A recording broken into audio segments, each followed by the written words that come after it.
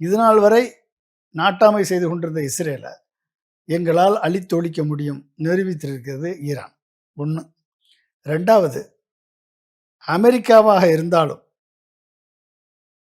Nuclear என்பிடியில் sign பண்ண country Iran, என்பிடியில் sign பண்ணாத country Israel.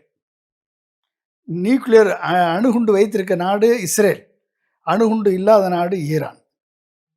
அணுகுண்டு உங்கள்கிட்ட இருக்கு, நீ செய்யக்கூடிய வல்லமை உனக்கு வந்துருச்சு, யுரேனியம் என்ரிச்மெண்ட் நீ பண்ணிட்ட, அதனால உன் மேலே தாக்குதல் நடத்துறேன்னு சொல்லி அமெரிக்கா இப்போ தாக்குதல் நடத்துச்சு. அப்படி நடத்தினா கூட ஃபர்டோவாக இருக்கட்டும், நட்டான்ஸாக இருக்கட்டும், இல்லை இஸ்ஃபஹானாக இருக்கட்டும், இந்த 3லையும் உன்னால் ஒன்றும் பண்ண முடியாதுன்னு நிரூபித்து விட்டது ஈரான்.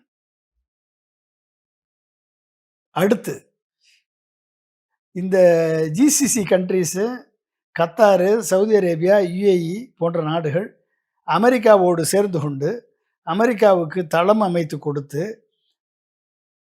ஈவன்தோ ஈரானுக்கு நட்பு நாடுகளாக இருந்தாலும் நீ அமெரிக்காவோடு சேர்ந்திருந்தால் உன்னையும் என்னால் தாக்க முடியும் என்று நிரூபித்து கத்தாருக்கு இன்டிமேஷன் கொடுத்து, அமெரிக்க தளத்துக்கு இன்டிமேஷன் கொடுத்து அடிச்சு தோசை பண்ணிச்சா இல்லையா?